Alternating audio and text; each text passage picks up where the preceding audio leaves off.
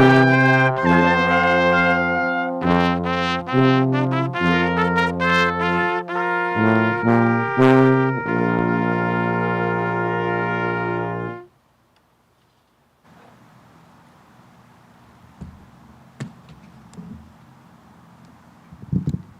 afternoon.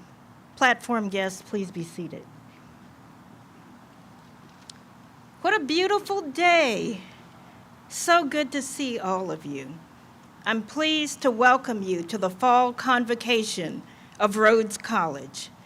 Yes, our observance comes a bit late, but we're grateful to be together in this beautiful space where we will also gather on May 17, 2025 for the commencement of this year's entering class, so mark your calendars.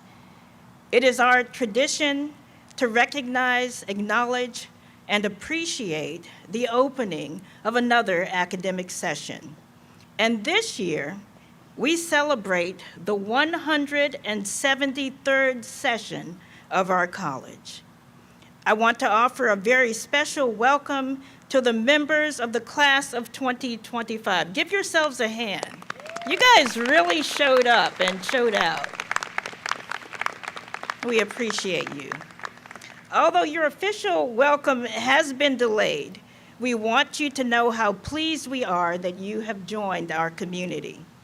I also want to welcome and thank the Rhodes faculty who have donned their academic regalia in support of this annual tradition.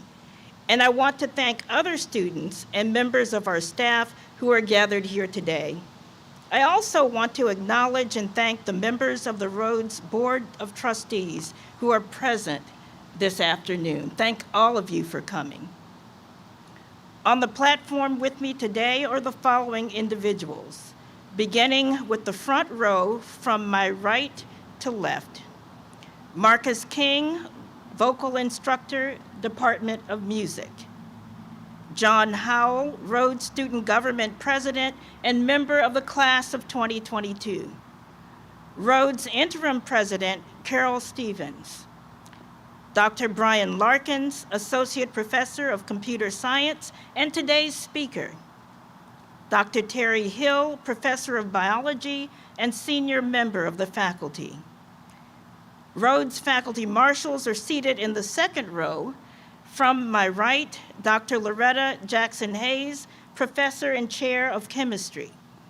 Dr. Eric Gottlieb, Associate Professor of Mathematics. Dr. Leslie Petty, Associate Professor and Chair of English.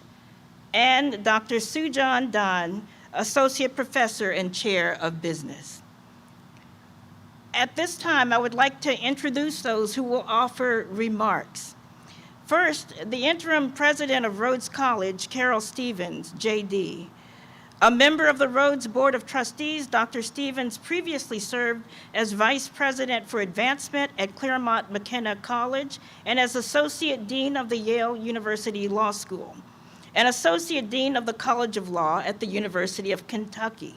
He has also served as an executive with the Stupski Foundation, focusing on K-12 public education, as well as president of the Foundation of Ardeo Education Solutions, a public benefit corporation which provides loan repayment assistance to students at over 200 colleges. And following President Stevens' comments today, we will hear from John Howell, president of the Rhodes Student Government, to offer remarks. John is a senior from Metairie, Louisiana, majoring in political economy and philosophy. Through his leadership in RSG, he has advocated for sustainability initiatives, secured student mental health breaks during COVID, and helped to create an interfaith prayer space. He is currently working with members of the RSG on student gathering spaces and campus equity initiatives. So please join me in welcoming Rhodes Interim President Carol Stevens to be followed by RSG President John Howell. Carol?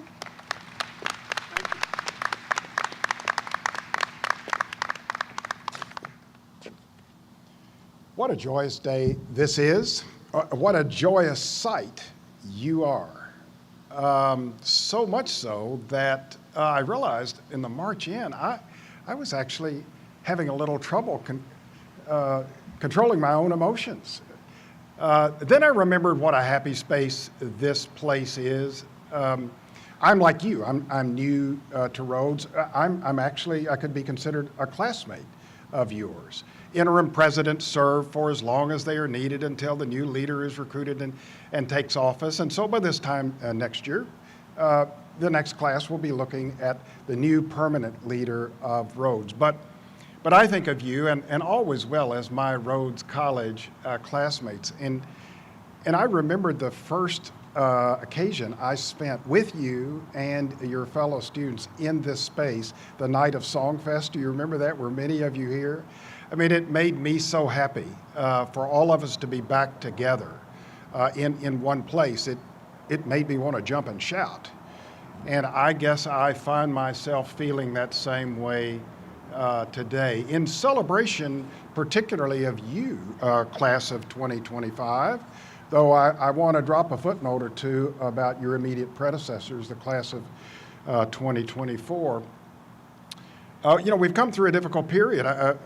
We've been, for returning Rhodes students, this is our first time to be all together in over 20 months, 22 or 24, depending on whether you were here for the hybrid model. We were together in cyberspace, but we were together alone, and now we're together, beginning a new year together, slightly after having started things together, but because of COVID, which thanks to your very good cooperation, it's pretty much a footnote for us. It did not, it has not, it will not affect us in the way it might have. And I thank you for being such good sports in preparing yourself to come and in observing all of the requirements that public health authorities say we need to observe. So congratulations and thank you for that, but even more congratulations are in order. It must be said, and in fact, my fellow trustees who are here, members of the faculty who are Rhodes graduates from long ago, would have me say every Rhodes class is special in its own way, and that is the truth. But the class of 2025 is really special in two important ways, one of which defines the present and one which will define the future you will help create while you are here. Well, as to the first, you probably know or have heard that you're probably the largest entering class in the college's history, or at least in the recent history, so far as we're able to tell. So you are and will ever be the mighty class of 2025. But there's more. In the year you take your degree, in 2025, we will celebrate 100 years, Rhodes College will celebrate 100 years of being in Memphis, a place we were brought for a particular reason and purpose, to derive benefit from this great city and to make contributions to it through service learning. So you are and will ever be our centennial Memphis class. That gives us all together, trustees here assembled, faculty, students, those who are in the upper classes and those who will come after you, something to work together for, a set of goals that we will want to achieve, such that when we turn 100 together, we legitimately have a lot to celebrate. Celebrate about ourselves, celebrate about our contribution to the city, celebrate about the city itself. It means we've got some work to do. And when we do it, we will be in a place of joy yet again about the lasting contribution of this institution to this city and about your role in helping that happen, because plans for that and activities around that will begin commencing really very soon. What do we want to do? What will we want to have achieved? What work is entailed by that?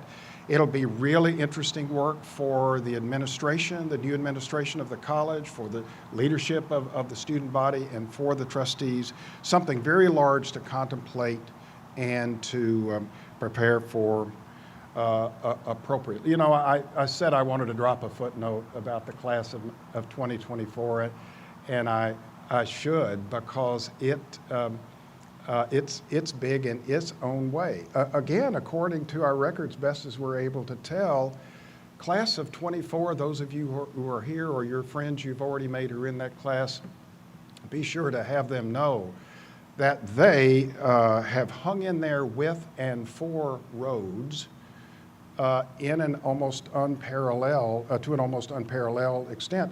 The retention rate from freshman to sophomore years is among the highest, if not the highest, in the college's history. So amongst yourselves and between yourselves and the class of 20, you are one tight cohort, and there's so much to like and admire about you.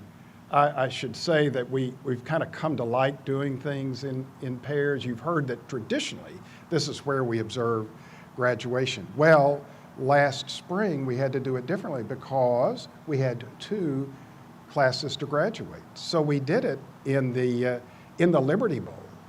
And if maybe a few of you were there, but if not, in the coming graduations you will attend, including your own, you will see for yourself the joy and fulfillment that comes from the complete Rhodes experience, and the comfort and anticipation that comes from knowing that a world of opportunity has opened up for you as a result of what you will be doing together with one another, for one another.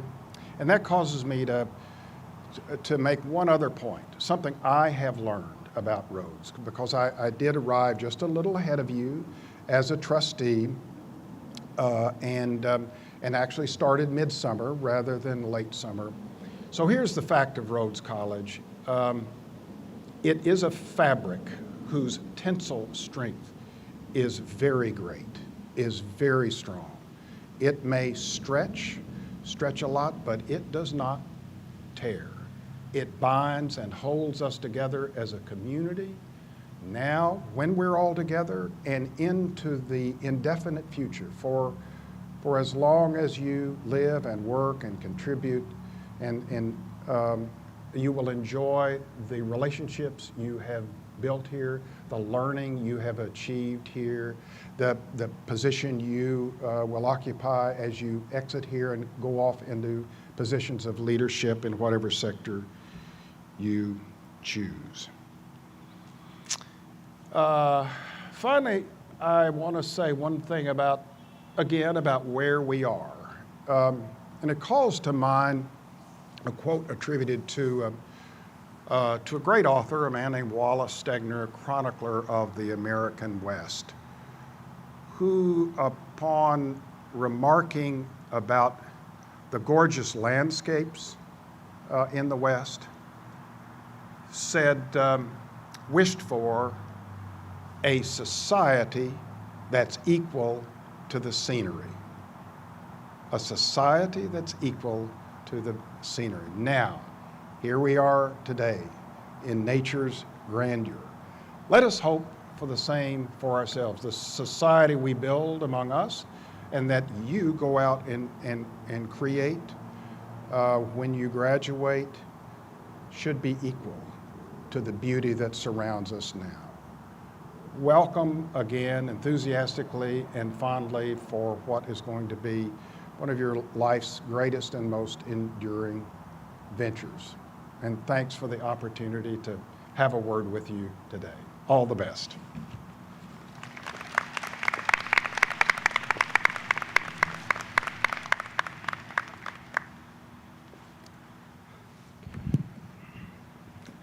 Hello, everyone. Thank you.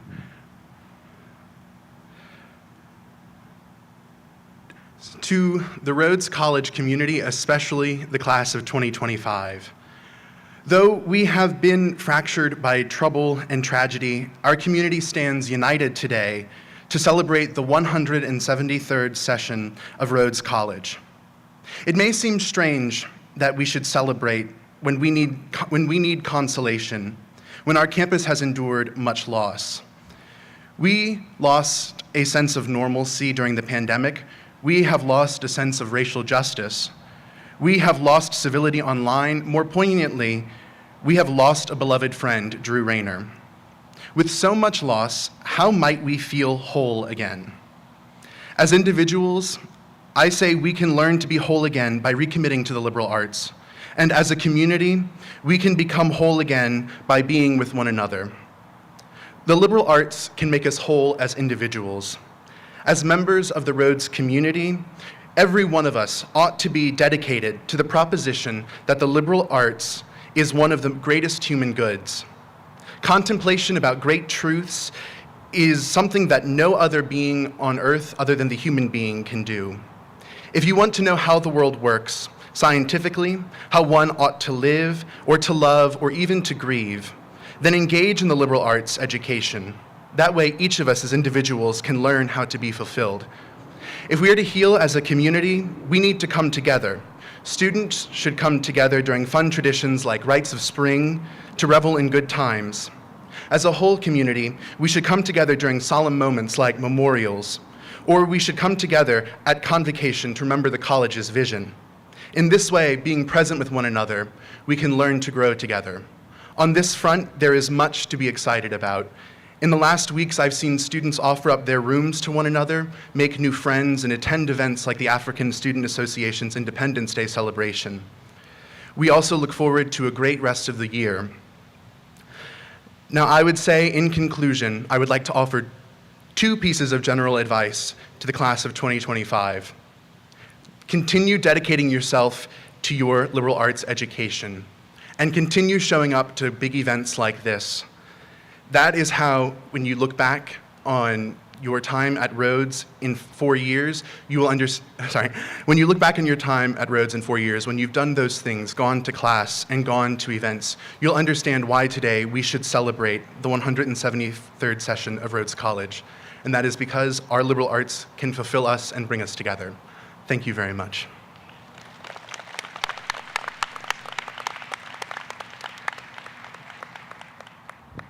Thank you, President Stevens. And John, thank you so much for calling us to wholeness. That was beautiful. It's also a Rhodes tradition that each year during Convocation, we announce the recipient of the Jameson M. Jones Award for Outstanding Faculty Service. The award is named for Dr. Jameson Jones, a member of the Rhodes class of 1936.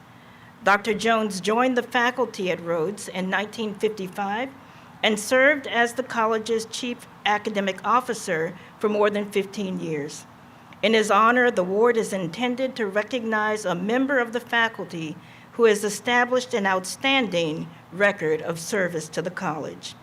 I want to thank and acknowledge Dr. John Gladney of Shreveport, Louisiana, who's here with us today, either in person or virtually, I'm not sure, but we know that he's watching. Dr. Gladney is a member of the class of 74 and former trustee of the college who generously endowed the Jameson M. Jones Award to show his support for the work of the faculty and to honor Dr. Jones. This afternoon, I have the pleasure of introducing a faculty member who exemplifies a deep sense of service to the mission of our college. Today's recipient of the Jameson M. Jones Award for Outstanding Faculty Service has embraced the spirit envisioned by Dr. Jones and exceeded all expectations of service to our college. The letters of nomination that the committee received spoke eloquently about her commitment to our community, and it's with much joy and appreciation that I would like to invite Professor Elizabeth Thomas to join me at the podium. Elizabeth?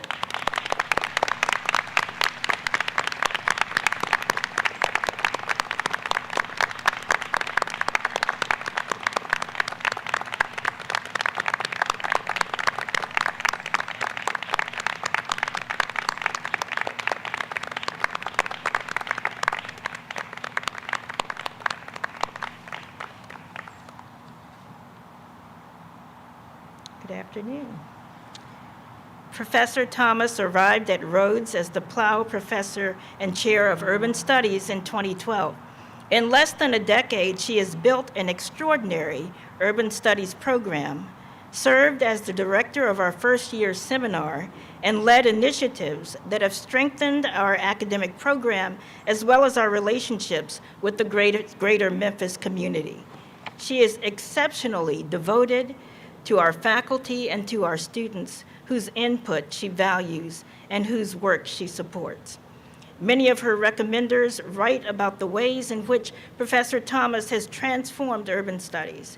She has led curricular innovations that have emphasized community integration and centered questions of equity and social justice, and students have responded very well to these efforts.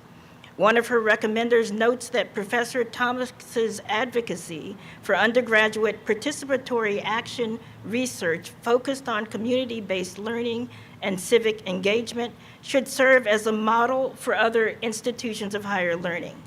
Another recommender who has served with her on the Urban Studies Program Committee commends her for building the single most diverse, inclusive, and participatory program committee at the college.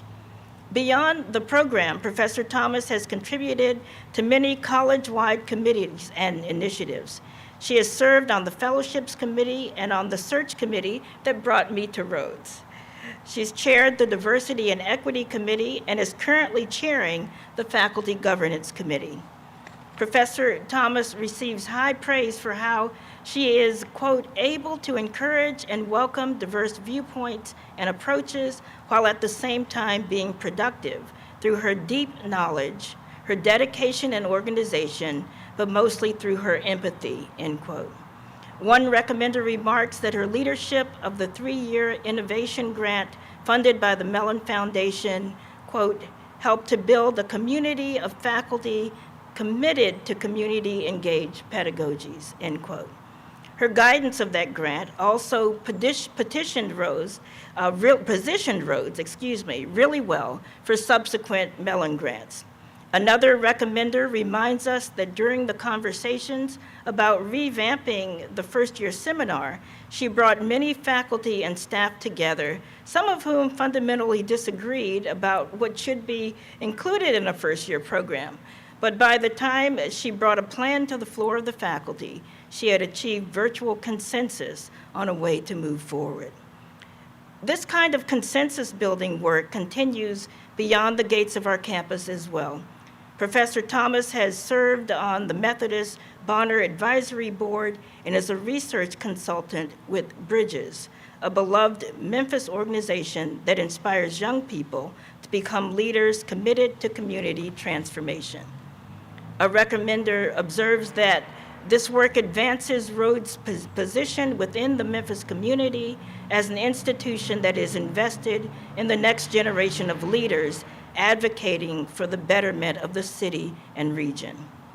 With this award, Professor Thomas joins a distinguished group of faculty who have demonstrated through their outstanding records of service that they embody the kind of intellectual leadership and commitment to service that were so important to Dr. Jameson Jones. Please join me in congratulating Professor Elizabeth Thomas. Congratulations. So excited for you.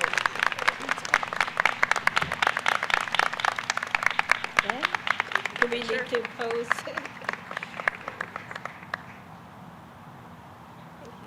Thank you. Congratulations. I'm now delighted to introduce today's speaker, Dr. Brian Larkins. Dr. Larkins was awarded the Clarence Day Outstanding Teaching Award in the spring of 2021. Our college's tradition is that the recipient of this award be asked to address the entering class. Before he does so, I want to share a few words about Dr. Larkins with you. Dr. Larkins is an associate professor in the Department of Mathematics and Computer Science. He earned his PhD from The Ohio State University. Joining the Rhodes faculty in 2015, his scholarly work has focused on programming models in high-performance computing centered around parallel programming models and parallel compile time and runtime systems. A true teacher scholar, he publishes regularly in peer-reviewed conference proceedings and presents his work at national and international computer science conferences. In addition to being an accomplished scholar, students and colleagues use words like phenomenal, inspiring, passionate, and rigorous to describe his teaching. Constantly interjecting real-world examples into his classes, he is known for conjuring fantastic analogies that elucidate difficult material so students contextualize complex concepts. For these reasons and more, Dr. Larkins was the 2021 recipient of the Clarence Day Outstanding Teaching Award and joins us today to share his message, Connecting the Dots, Building a Better Intuition. Please join me in welcoming Dr. Larkins.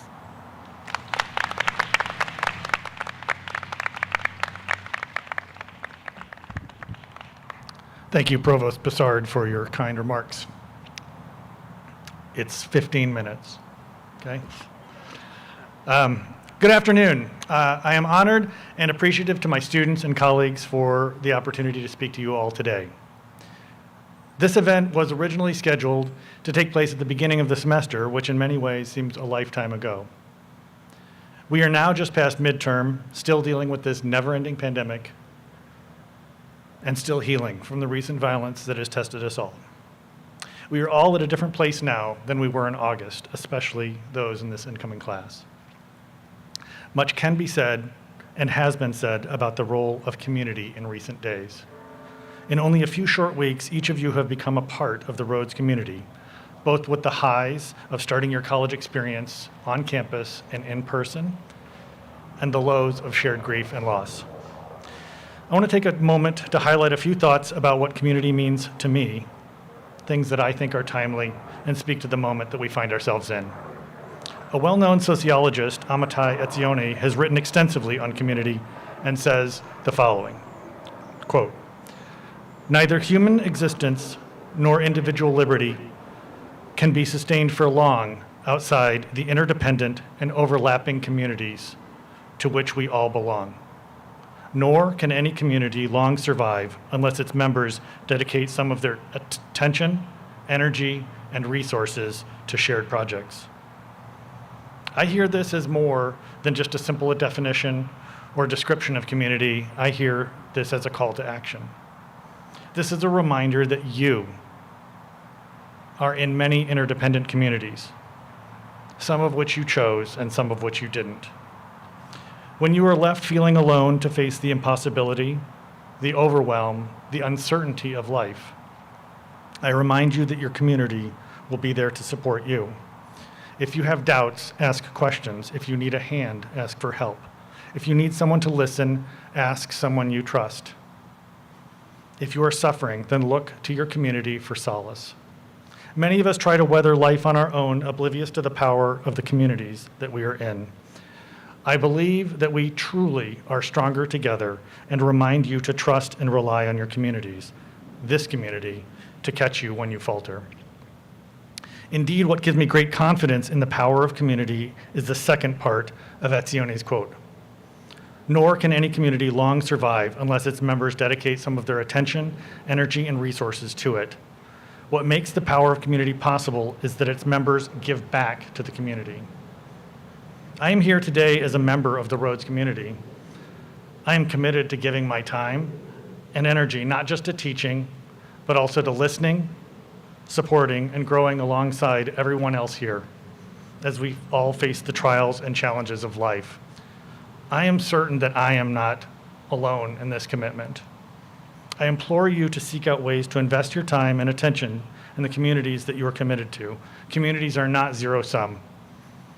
Communities which have an abundance of contribution flourish, and those with a scarcity will wither. So 2 points. 1, don't be afraid to trust in your community. And 2, when you can, invest time and energy into those communities that help and nourish you. I am not an expert on community. but I hope these sentiments make even a small difference to you. I am, however, an expert on computer science, so I should probably talk about at least one thing that I'm qualified to speak on. Upon being invited to speak today, my first thought was, what can a computer science professor talk about that would interest the entire incoming class? Certainly not computers. One thing that makes this question a little scary for me to answer is that most people really don't know what my field is about. It's not about making computers. It's not about making people frustrated when they have to log in order to log back out again. To my dearly departed grandmother, computer science was the ability to restore a program to the dock that she had accidentally deleted. So what is computer science? I feel the words of Hal Abelson and Jerry Sussman, two distinguished professors from MIT, do it justice, and I quote, "Our conviction is that computer science is not a science, and its significance has little to do with the way we think," let me start over. "Our conviction is that computer science is not a science, and the significance has little to do with computers. The computer revolution is a revolution in the way we think and the way we express what we think. Mathematics provides a framework for dealing precisely with notions of what is. Computation provides a framework for dealing precisely with notions of how to." I want to focus on that last part, that computer science is a framework for answering the question, how? The question who is answered with a person. The question what is answered with a fact. The question where is answered with a place. The question when is answered with a time. But the question how must be answered with a process. What is a process? For now, let's just say that it's a sequence of steps used to solve a problem. And it's at this point we get to some interesting questions. What is the process for doing something you don't already know how to do? What is the process for developing new processes? In your classes, you may not always focus on real-world problems, but you will focus on real-world processes. And although many problems can be solved through the direct application of knowledge and method, my experience in both academia and industry has led me to believe that solving difficult problems is a creative act. And by creative act, I mean to say that there is no easily reproducible process for solving difficult problems. So back to our question. How do we solve problems when we don't have a process? There are many ways to talk about this, but I would like to assert that our most valuable tool in solving problems without instructions is to use our intuition.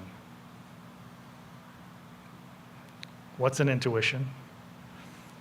Here's a definition that I like from the writer and professor Isaac Asimov. Quote, "Intuition is the art, peculiar to the human mind, of working out the correct answer from data that is, in itself, incomplete or even perhaps misleading." I'm going to talk about three things that I think are important when looking for ways to develop and strengthen your intuition, with the intent that it will help you be a better problem solver and maybe even a better person. The first of these is to seek patterns. Someone that helped develop my own intuition and thinking about problem solving is Edward Tufte, a professor emeritus at Princeton. I'm going to use an anecdote from his book, Visual Explanations. Tufte is a proponent of the notion that with better data visualization, we can more easily gain deeper insights into problem domains. By looking at complex data from the right perspective, patterns emerge and meaning becomes clear. Indeed, this is what brings us to cholera. In 1854, the infectious disease cholera was ravaging London, and there was no consensus view of how it was transmitted. Within 10 days, cholera had claimed the lives of over 500 people living near Broad Street and Cambridge Street in London. Much of the city's population fled to the country to avoid getting sick. Sounds kind of familiar? Enter Dr. John Snow, not the Game of Thrones one, but a physician who did not believe, as many others did, that cholera was caused by bad air. Dr. Snow went out and talked to the local residents in the area and tried to isolate some commonalities between all of the casualties. I want to point out that the good Dr. Snow went out and talked to people without knowing the answer in advance. I'm sure he gathered a great deal of irrelevant information, had unfruitful conversations, and chased down many dead ends in his search to discover a pattern that would help identify the transmission of cholera. When you follow your intuition, you may not have any idea what you will find or that your work will end with success. Dr. Snow plotted 83 of these deaths on a map of London and determined that they all occurred within a short distance of a community well. The pump handle was removed and the epidemic was contained, providing strong evidence that cholera was transmitted through water, not a popular view at the time. Dr. Snow solved the problem because he had both a good idea, a theory of causation for cholera, and secondly, a good method for validating his idea, which is to place information in an appropriate context and assess cause and effect, i.e. on a map. It is the joining of good ideas and good methods that patterns emerge. This brings us to our second way to improve intuition, which is to invest in developing expertise. A hunch about the cause of cholera transmission isn't sufficient for actually solving the problem. Having the expertise to evaluate ideas and prune unpromising solutions is a key aspect to improving intuition. Intuition and expertise work together and reinforce one another. Blindly following intuition is also not a recipe for success.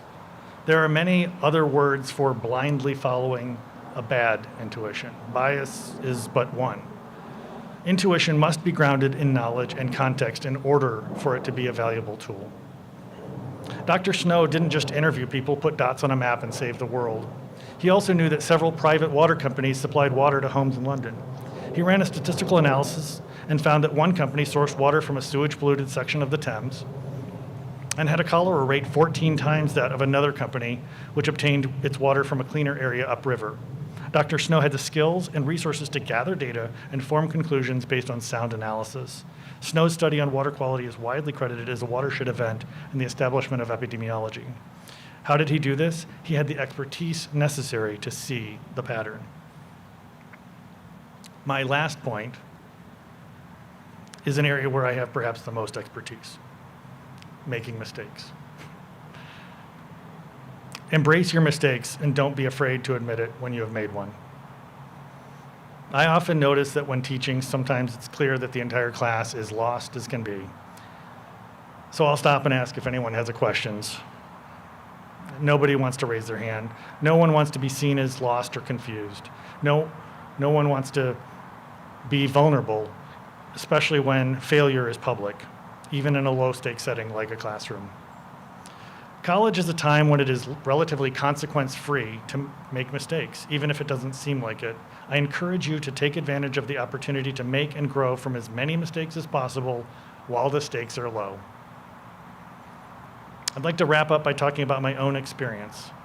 I was a sophomore in college at Ohio State and taking a class called Orbital Mechanics. I grew up in the era of Star Wars and the space shuttle and had decided that I wanted to be an astronautical engineer from about the age of 10. I'm not good at orbital mechanics. In contrast to the hopes and dreams of the 10-year-old me, it was not a class about going into space. It was not a class about exploration or discovery. It was a class filled with calc, differential equations, and a lot of trigonometry.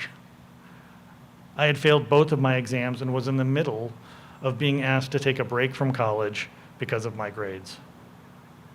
I had to admit, I had made a huge mistake. It was a defining moment for me. There were many tears. It was a time of great despair and uncertainty. I felt like I was letting my 10-year-old self down and that I was a failure.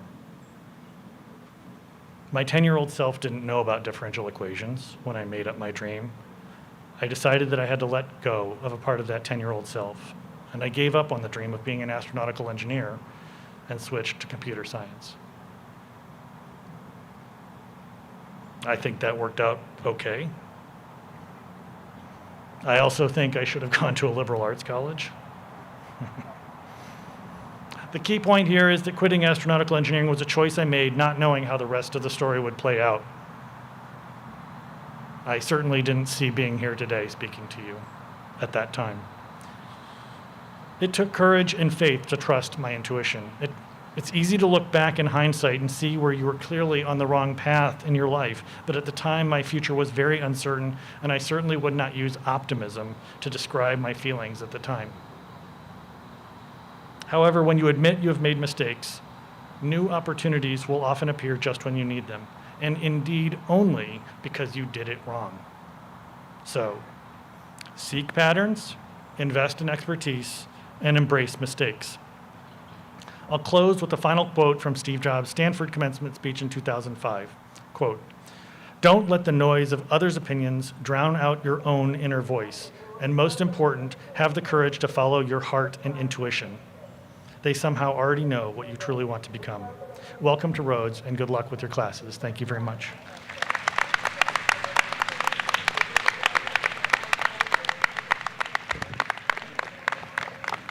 Thank you, Dr. Larkins, for sharing those wonderful insights with the class of 2025. We're grateful to you for all you do for our students and for our college. At this time, I would like to ask Marcus King of the Rhodes Department of Music to lead us in singing of the Rhodes alma mater, the words of which can be found in your programs. Following the alma mater, we will have a brief recessional, and as part of our community gathering, we invite you to join us for dinner, which is served in Thomas Lane this evening. We hope you'll enjoy the fall weather, greet old friends, make new ones, and experience the joy of being a member of the Rhodes community. Marcus?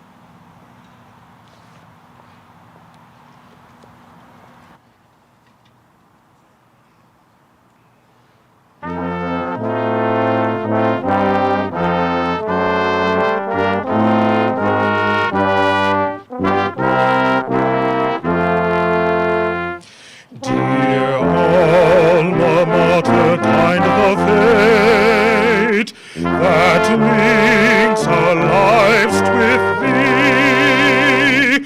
For God's own power that made thee great is the truth that makes us free.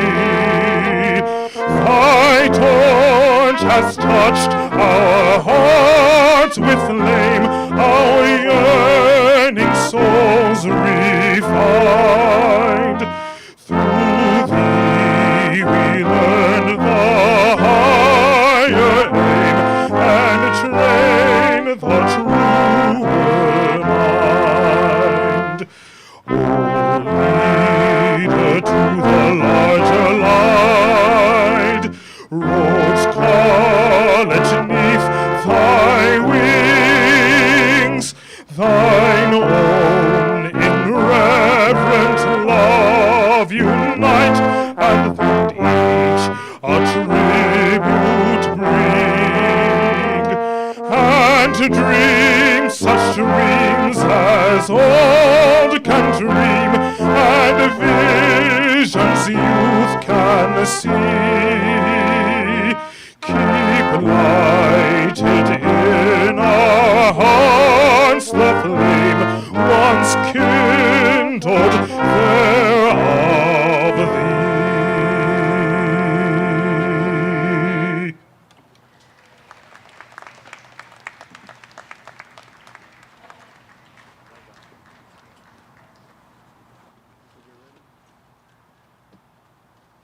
I like you better over here, but you sound damn good over there. Thank you, sir.